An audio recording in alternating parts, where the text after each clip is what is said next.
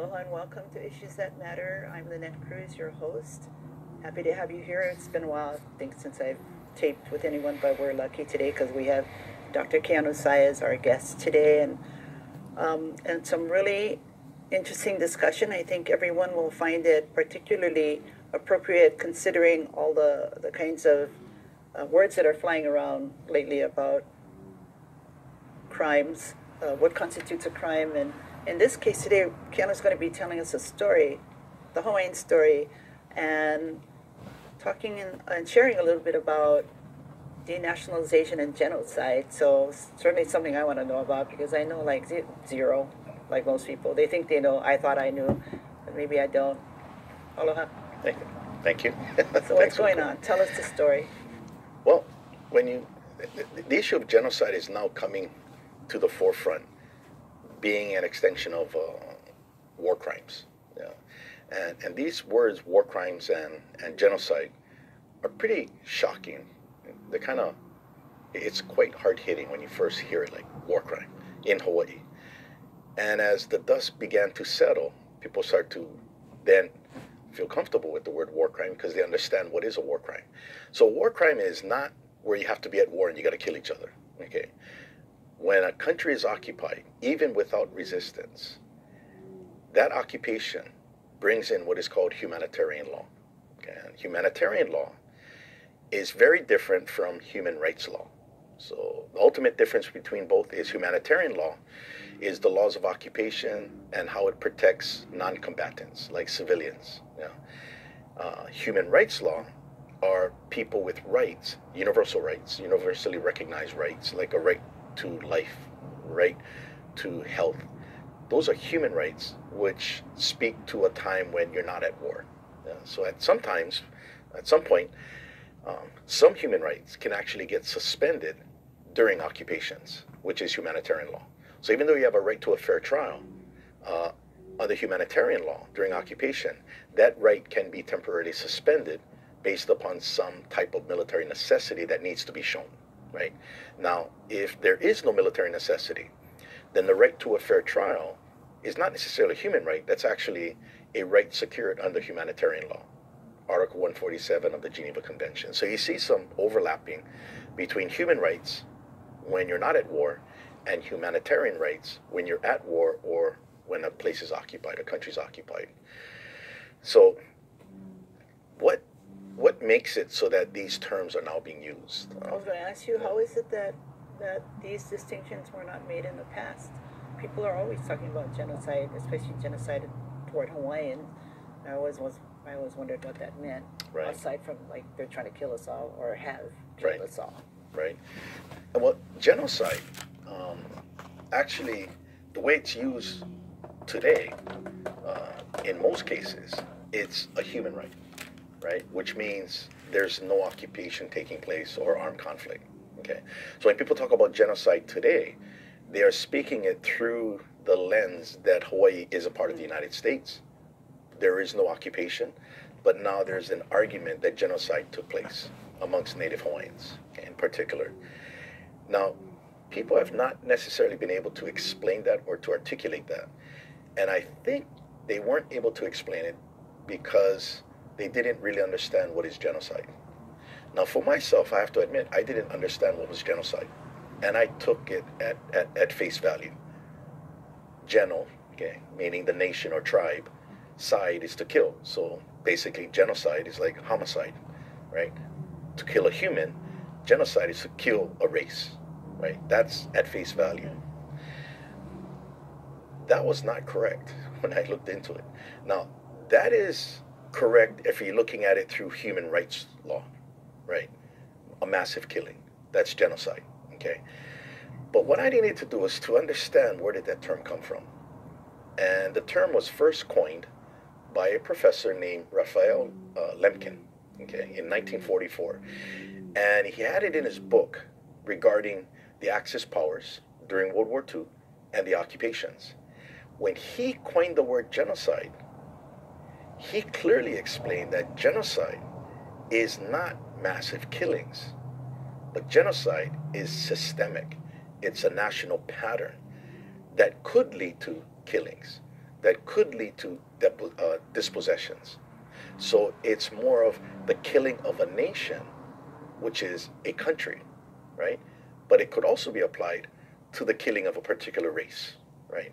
So I began to really look into this issue, and what I found very interesting is that Professor Lemkin, he was speaking about genocide during war. So that's not coming from a human rights perspective. He was speaking about genocide from a humanitarian perspective, humanitarian law. And that's what I understood. That's what I know. I know humanitarian law. And he began to do not a survey, but an expose of the occupations that were taking place by Germany during World War II. Okay? And he did an expose on Luxembourg, on Belgium.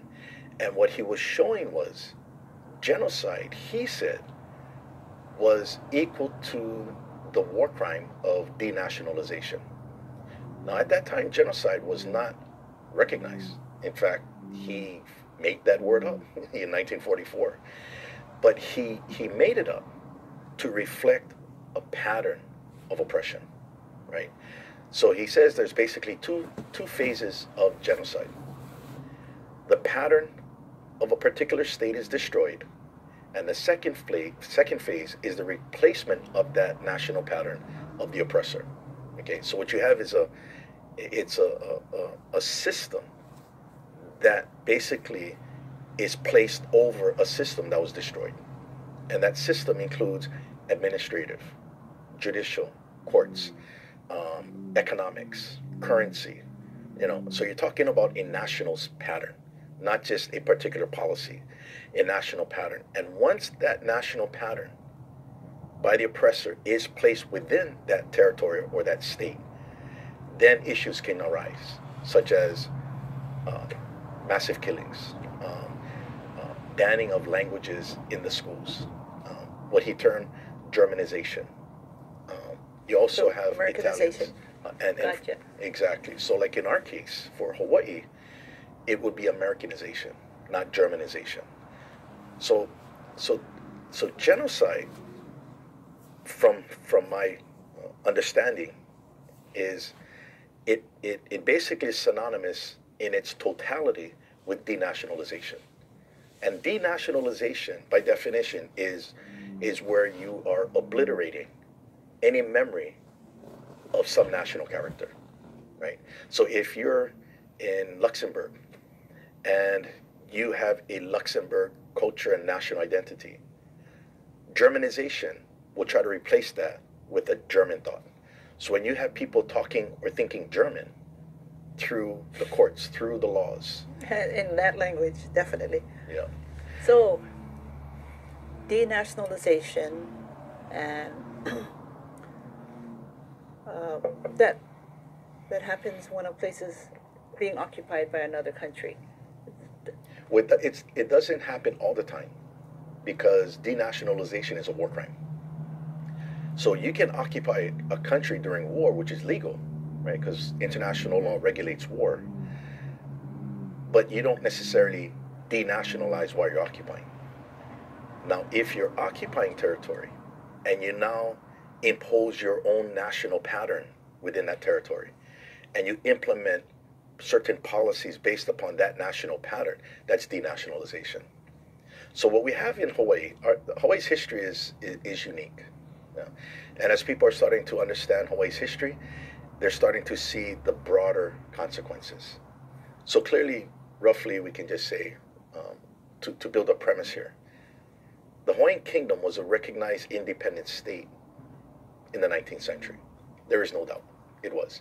In fact, the Permanent Court of Arbitration's arbitral tribunal in Lance Larson versus the Hawaiian Kingdom, in its arbitration award in 2001, which was published in the International Law Reports, specifically stated that in the 19th century, the Hawaiian Kingdom existed as an independent state, recognized as such by the United States of America, Great Britain, and various other states. Now that term independence, again, it's terminology, which is very important.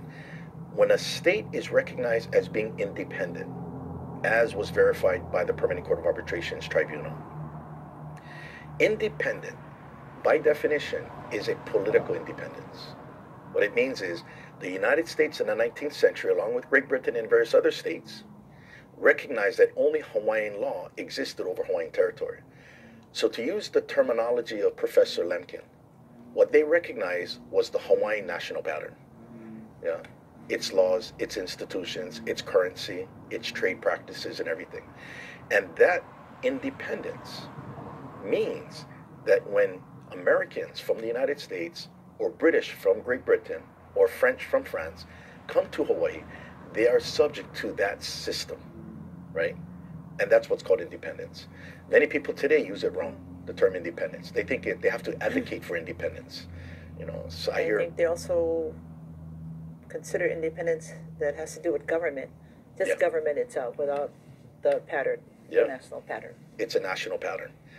So the reason why people use the word independence today wrong is they operate from the false assumption or the false premise that Hawaii is not its own independent state, but it wishes to become one. So it's more of an aspiration. Well, we're talking 19th century now. Hawaii was recognized as an independent state. So that national pattern was clearly recognized throughout the world by other countries. So again, when their citizens come to Hawaii, they're under that system, subject to those laws. Just like when a Hawaiian subject would travel, like King Kalakaua, when he traveled and his diplomatic group went to Washington, they knew that they were under American law. They were not under Hawaiian law when you're in America. And when you have an American in Hawaii visiting, or a diplomat, they're under Hawaiian law. Right? Now, they may have diplomatic immunity, but that doesn't mean they're not under the law itself of that country, okay? Or that their laws would apply. Because if you apply your laws of one state into the territory of another state, that's a direct violation of independence. Okay? So in the United States occupied Iraq in 2003, they did not bring in American law to administer, for the administration to take place in Iraq under the laws of occupation. So the Coalition Provisional Authority that was created as a military government, they administered Iraqi law, not American law. Okay, so that speaks to independence. So for Hawaii, we know that Hawaiian Kingdom was an independent state in the 19th century, and it had a government that exercised that authority and that independence, right? And that was a constitutional monarchy, where Queen Liliuokalani was the executive monarch. What happened in 1893, really simply, is they just changed the head of the government. The Queen and her cabinet replaced them with insurgents, Sanford Dole and his fellow criminals, and they were protected by the American Marines, right? And what you just had there was a regime change. And that Hawaiian Kingdom government then turned into an armed force for the United States. And everyone in government were forced to sign oaths of allegiance to that new regime. And that's where we have the song Mele Aloha Aina, or Kalana Napua, the song of eating rocks. Don't sign the paper of the enemy with its sin of annexation. That's one of the lyrics. So we know in 1893 there was an illegal overthrow of a government, which was our government, admitted to by the United States. An agreement then entered into between President Cleveland and the Queen to reinstate her in her position, not the whole government, just put her back into that office, which he never followed through with. And then we know when we speed up 5 years later, 1898, Spanish-American War breaks out. They're unable to acquire Hawaii's sovereignty and independence. So the U.S. Congress passes a law during the Spanish-American War to annex Hawaii. Now that joint resolution is a part of the national pattern of the United States. It's a congressional law. It's not international law, which is a law between nations. This is a national law. That joint resolution did not annex Hawaii, because it couldn't, because it's limited to U.S. territory, because of precisely that term, independence. So that's why the Hawaiian Kingdom could not annex Hawaii if it wanted to by passing a law. Well, the United States cannot pass a law annexing the Hawaiian Kingdom.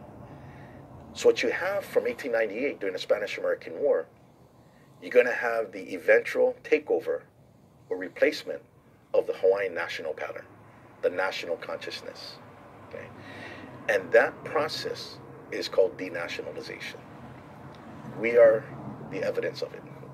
The fact that we don't know anything about the Hawaiian Kingdom is the evidence of the denationalization, that our national character, any memory of our national character as a country, has basically been obliterated.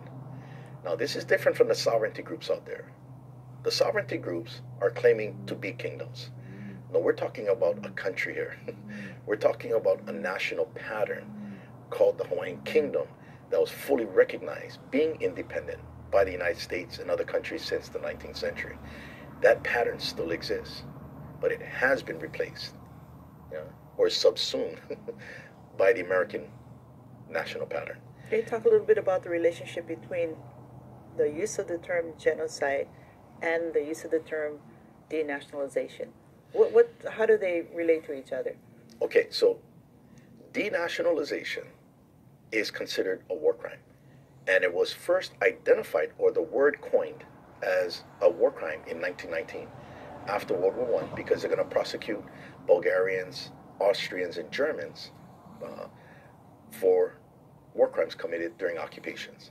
But it's going to be coined in 1919, right? But if it's coined in 1919, then logically you would say that then you can only be prosecuted for a war crime after 1919. See, and that's where the confusion comes. Actually, when this term was coined, along with other war crimes such as destruction of property, usurpation of sovereignty, when they created these terms, they said that these are not new terms. We're just codifying them. These are part of the principles of international law that existed at least since 1874, called the Brussels Conference, where they first got together to try to codify customary international law to regulate warfare, to regulate occupations. So denationalization, although it was coined in 1919, it actually was accepted as being a part of international law since at least 1874. So what's important there is what took place in 1893, there could be certain instances in 1893, January, that would constitute war crimes, even though it predates 1919. Okay? So denationalization, along with 32 other war crimes that was listed, Professor Lemkin, what he was proposing in his book was that denationalization should not be limited. It should be encompassing. Because when you denationalize, you are attempting to kill a nation.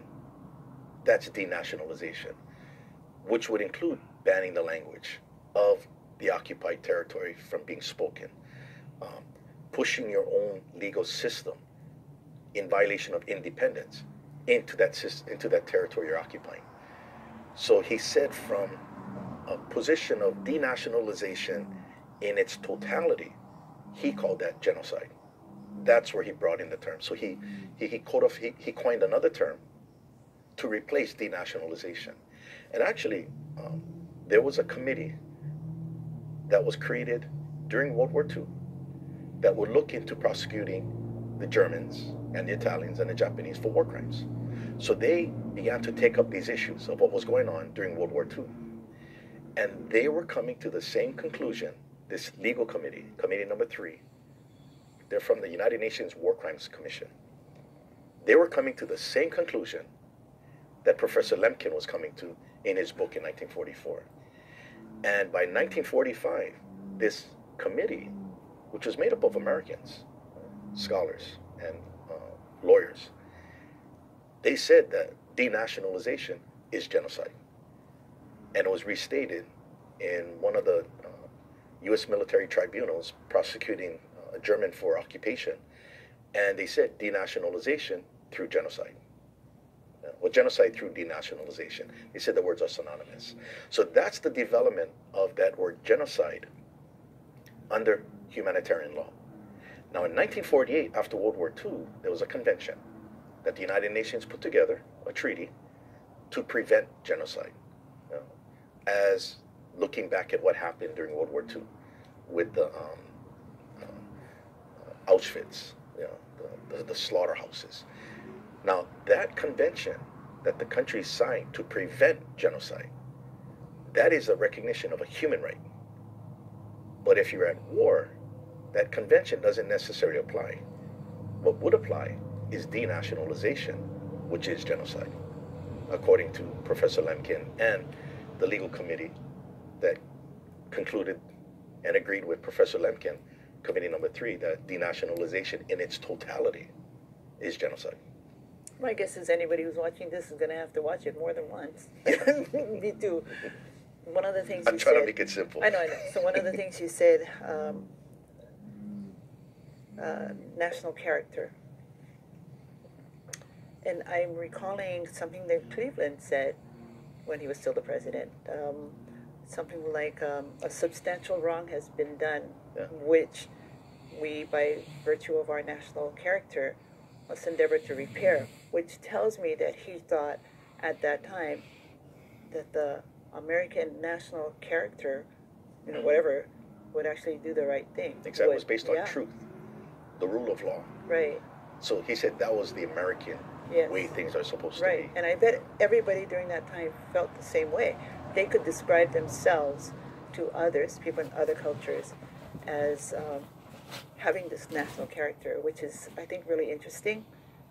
Like where are they now? But that's just me. Yeah. So yes, I can understand why Hawaiians also had a national character. So every country in the world, we're talking like, I'm limiting that statement to countries that are recognized as independent states, because you can still be a nation within a country, like the Navajo Nation. So that's a nation within a nation, right? That may not have a national character. Oh, they Is that still what you're have they still have a national character, yeah, that makes the Navajo unique unto itself. Mm-hmm. But it really has no meaning under international law, because that is a law between independent states. So the national character of the Native Americans is supposed to be protected by American law, right? Now, the national character of an independent state is supposed to be protected by international law, right? So Italians, the country Italy, has a national character that is geopolitical, right? That is unique unto Italy itself. The United States has a national character that is supposed to be unique unto itself. Canada has a national character. So countries are supposed to be different and unique. And the primary difference would be language, right? So Italy speaks Italian, right? So that is part of Italy's national character. In fact, Professor Lemkin refers to language as culture, which is different, because culture as we see it today is in dance, in presentation, in Yes. yeah, the hula, right? Under international law, that's not protected under international law. It's not protected. But the language is, because you're talking about the entire country. Yeah. The hula may be only one aspect of the population. Yeah. So that's how culture within countries are still very important, but they're different from the national culture of a country. That's different. Anthropologists consider language as culture. Yeah. Language is culture, because Exactly. well, in the denationalization and the changing of the language, for example, in Hawaii to English, means that you begin to think in English, Yeah. and you begin to feel and just actually look at your environment and your surroundings and start to describe them in a language that is not yours. I can see how Exactly. things change, people change, everything changed. And that is precisely denationalization, because you're replacing one national pattern with another. So that language is so important, because what Professor Lemkin saw was the Germans began to take over the schools and teach the children to speak German and not their national language. It was part of that policy of denationalizing or obliterating any memory of some national consciousness that makes that country like Luxembourg unique. So they would say, well, Luxembourg, you guys were always German to begin with. We're just making sure you realize that. Italy did that. Italianization took place in Yugoslavia, okay? And they were the Italians took over the schools, the public schools, just like here in Hawaii, and began to, they banned the language, and they began to teach the children how to speak Italian. it was a move toward denationalization, implementing the policy. But it's important, though, to distinguish between what is protected under national law and what is protected under international law. So when you zero in into the language, that language is number one that makes that country unique. That is the voice of its national character. So that's what they were looking at in 1944. And that's what Professor Lemkin was referring to as well in 1944. So for Hawaii, what you have to understand as well is that sometimes we keep looking at Hawaii through a very ethnocentric lens, a very native lens. Okay, Hawaii was a country, okay, fully independent. And the nationals of this country did not only include the native. We were the majority. We were 86% of the national population. But the 14% were non-native. They were Hawaiian. And that's where the terminology also is important. So the word Hawaiian that we use today is from an American national pattern. And it's ethnic through the Hawaiian Homes Act of 1921. Now it's race-based, okay? But that is an American national pattern created by the United States Congress. In the Hawaiian Kingdom, the term Hawaiian is a short term for the word Hawaiian subject. Like British is a short term for the word British subject. So you can be British and be black. You can also be Hawaiian and be black. It's a nationality. See, and that is the Hawaiian national pattern. Now, you can be Hawaiian of Aboriginal blood, right? Which means you have Hawaiians that are not Aboriginal, such as Lauren Thurston, Sanford Dole. They weren't American. They were Hawaiian. They were Hawaiian subjects. They were born and raised in Hawaii, and their parents were Hawaiian. Well, Lauren Thurston's parents were Hawaiian subjects. Sanford Dole's parents were American, but he was born in Hawaii, so he was natural born. So when you start to see it within that framework, you can now distinguish between the national patterns. Many of us tend to get sucked into the American pattern, but trying to argue a Hawaiian angle. So you're actually in the system that was the crime to begin with. But if you step back and you see you juxtapose, you put it side by side. First of all, what is the Hawaiian national pattern? And then you can see then what is the American national pattern. And that's when you can do some comparing contrasts. Right now we have a lot of people who don't understand these terms. And they're making arguments for Hawaii, for Hawaiians, within the American national pattern. Yeah? And they try to justify it when they are really just the evidence of the crime. Because it shows that they don't know the Hawaiian national pattern.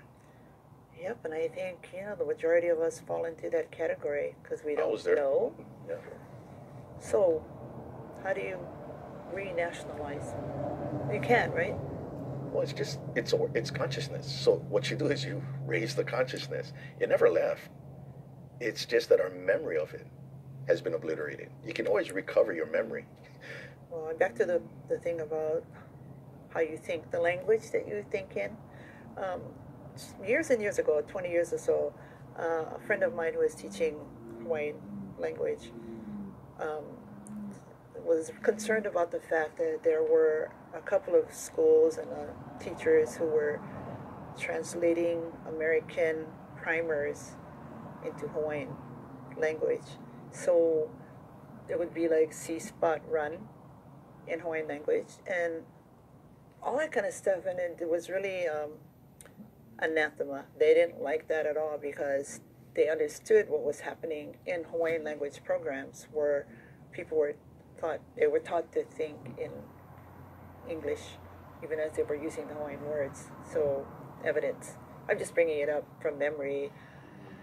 Well, yikes. When our people began to bring back the language, when they began to watch other people bringing back the language, like the Maori in New Zealand, Aotearoa, and the Kohangareo, which became our Punana Leo. Okay, we're drawing it from them, right? It wasn't an original thought here. Native Americans were saying you should do this. So the creation or the basis for bringing back the Hawaiian language, it did not have any foundation in raising a Hawaiian national consciousness, which is a Hawaiian national pattern. It was raising the native consciousness as an ethnic group. And that's when it became very closed. Very much only natives should speak Hawaiian. Okay, that was more of a situation that was arising, which we call in research, it's the Occidental versus the Oriental. It's the West versus the rest. So this pendulum swings to the extremes, right? That framework was not applied with this understanding that we have now. So we have to be careful not to try to fit what we did in the past into this when it may not even fit. Now it may need to be adjusted, yeah, or tweaked. But when people say, "Oh, that's what we're doing," no, that's not what you're doing, because only now we're coming up with this understanding of what is a Hawaiian national consciousness. Because Hawaiian now, in the Hawaiian pattern, is a nationality, not an ethnicity. Because you can call somebody a Hawaiian, and he's Chinese, back in the Kingdom era. But when you call somebody a Hawaiian today, you ask, how much Hawaiian you? What's your ethnicity? That's the American national pattern created by Hawaiian Homes Act 1921 that defined Native Hawaiian as 50% of the Aboriginal blood. So those are the things that we have to be careful about. But all in all, this is the evidence of the crime. I would like to say that it's all clear, everything that you said, but for me it's kind of like, oh my God, I'm going to have to go home and actually think about all of this, because I see the wisdom in it. I understand what you're saying. I also know that it's not our fault. Yeah, and, you know, we just kind of like, I would like to stick it on somebody, but I wouldn't know how to do that. So then it comes down to ultimately, what does it mean for me, and what am I required to do? I mean, what is our kuleana? If you know this information, probably people really don't want to know the information because it requires so much. I'm not saying it's a bad thing. I think it's a good thing. And you know what happens when you ask the question? Maybe don't ask it. Because you ask the question, you're going to get an answer, and it just makes everything way more complicated. I don't know what to say. Well, it's education. So what you do is you address ignorance with knowledge. You know, so if we're raising a national consciousness, we have to base it on verifiable facts and not rhetoric. Because rhetoric is the art of convincing somebody, which normally that narrative doesn't have the right facts. It's always geared toward what you're trying to argue. This information has to be presented and taught, which it is. It's happening in the schools. I mean, I'm at the university. So it's not that we're trying to change people.